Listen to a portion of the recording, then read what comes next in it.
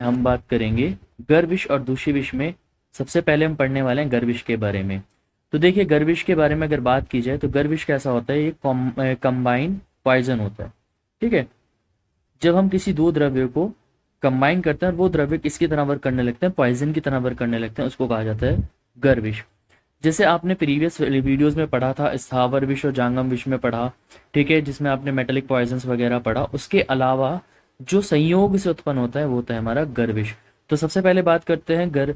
तो निरुक्ति की जो डेरिवेशन है वो किससे मिली है, गृह धातु में अच प्रत्यय लगने से क्या हुआ है, गर्विश की निरुक्ति बताई गई है। ठीक है, अब अगर बात की जाए परिभाषा, तो आचार्य चरक क्या कहते हैं, स्थावर और जांगन प्राणियों के अलावा संयोग से गर्विश उत्पन्न होता है। तो जांगन और स्थावर जो प्राणी है उनके अलावा जब हमारा संयोग होता है किसी किन्हीं दो द्रव्यों का, उससे जो विष उत्पन्न होता है उसको हम कहते हैं गर्विश।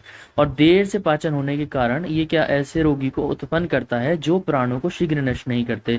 ठीक है, तो मतलब क्या है, ये स्लो पॉइजन की तरह वर्क करता है। तो स्लो पॉइजन हमारा कौन होता है, गर्विश कैसा है, हमारा एक स्लो पॉइजन होता है। तो ये कैसा होता है, इसका पाचन जल्दी नहीं होता, तो इस वजह से क्या होता है, ये हमारे स्लो पॉइजन की तरह वर्क करता है। तो दो या दो से अधिक द्रव्य का संयोग होना क्या कहलाता है, और गर्विश कहलाता है। ठीक है, जब दो या दो से अधिक द्रव्य संयोग होकर विष की तरह वर्क करने लगता है उसको हम क्या कहते हैं, गर्विश कहते हैं। अब बेसिकली गर्विश के दो टाइप बताए गए हैं, निर्विष द्रव्यों का संयोग और साविष द्रव्यों का संयोग। मतलब ऐसे दो द्रव्य जो पहले से ही विष थे, तो ये भी विष था और ये भी विष था, तो दोनों द्रव्य ने किसकी तरह वर्क किया, विष की तरह वर्क किया, तो ये कहलाएगा सविष द्रव्यों का संयोग। इस तरह होगा निर्विष, मतलब दोनों कोई भी विष नहीं थे, जैसे मधु और घृत, तो दोनों कोई भी, दोनों में से कोई विष नहीं था, लेकिन किसकी तरह वर्क करने लगे, विष की तरह वर्क करने लगे, तो ये होगा हमारा निर्विष द्रव्यों का संयोग।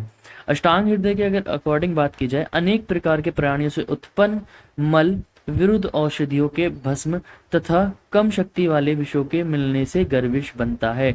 तो सिंपल बात क्या कहिए, या तो कैसा हो, विरुद्ध औषधियां हो, ठीक है, या फिर मल हो, या फिर भस्म हो, या कम शक्ति वाले विष हो, तो उनके जब मिलन होता है उससे क्या बनता है, हमारा गर्विश बनता है।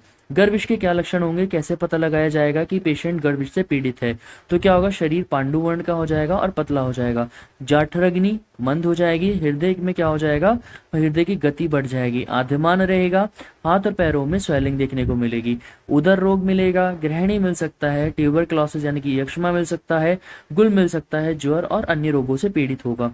अशुभ स्वप्न आएंगे, उसे सपने में वो क्या देखेगा, जानवरों को देखेगा, या फिर इस तरह से नदी और वनस्पतियों को क्या देखेगा, सूखा हुआ देखता है, या अपना जो स्किन का वर्ण है, उसका जो कलर है, उसको विपरीत देखता है।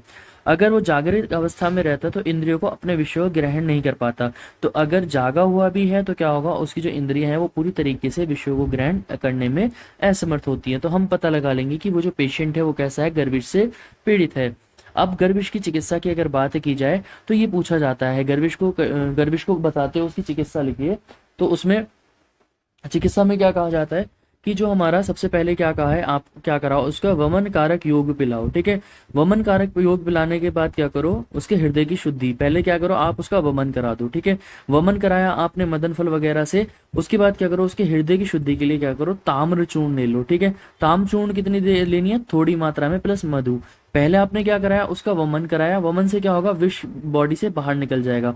विष तो बाहर निकल गया, लेकिन हृदय की शुद्धि करानी है, तो उसके लिए क्या दे दो, ताम्र चूर्ण दे दो अल्प मात्रा में, और प्लस साथ में क्या रखो, हनी के साथ दे दो। ठीक है, अब वमन के पश्चात अगर क्या कर सकते हो आप, स्वर्ण चूर्ण भी दे सकते हो, एक शांत प्लस मधु। और सबसे सर्वश्रेष्ठ वामक क्या बताया है आचार्य चरक ने, ताम्र चूर्ण देने के लिए कहा है। तो सबसे पहले क्या है हमारा, वमन कारक योग ताम्र चूर्ण दे दो मधु के साथ, उससे क्या हो जाएगा, हृदय की शुद्धि हो जाएगी।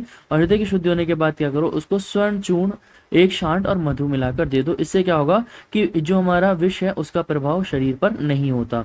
इसके बाद हम बात करते हैं, आचार्य वाग्भट ने तो क्या बताया है, वमन कर्म बताया जिससे हृदय की शुद्धि होगी, और क्या बताया, स्वर्णमाक्षी प्लस स्वर्ण भस्म शर्करा या मधु के साथ बताई गई है। ठीक है, इसके बाद हम बात करते हैं नाग दस्ते आदि घृत का यहाँ पे प्रयोग भी बताया गया आचार्य चरक ने चिकित्सा स्थान के चैप्टर नंबर 23 श्लोक नंबर 241 में। यह अमृत आदि घृत का भी प्रयोग बताया है चरक चिकित्सा स्थान में। तो आपको मेन जो याद रखना है वो आपको ये याद रखना है कि क्या करो, सबसे पहले ताम्र चूर्ण क्या करा दो, उसका वमन करा दो, फिर उसकी हृदय की शुद्धि कराने के लिए ठीक है, वमन के पश्चात क्या दे दो, स्वर्ण चूर्ण दे दो मधु के साथ मिलाकर।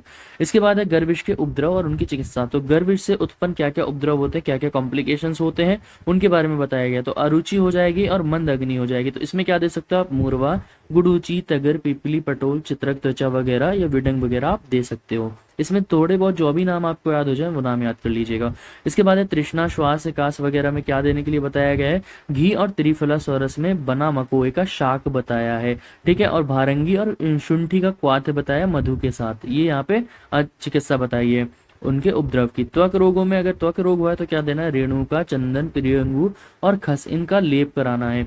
अगर ओज का क्षय हुआ है तो मंजिष्ठा, अपमार्ग, निम्ब, हरिद्रा, पीपली का उबटन कराना है और दूध और घृत का प्रयोग करने के लिए बताया गया है। तो ये आज के इस लेक्चर में हमने बात की गर्भिश के बारे में। नेक्स्ट लेक्चर में हम बात करेंगे दूषी विष के बारे में। लेक्चर पसंद आया हो तो चैनल को सब्सक्राइब कर देना। मिलता है नेक्स्ट वीडियो में।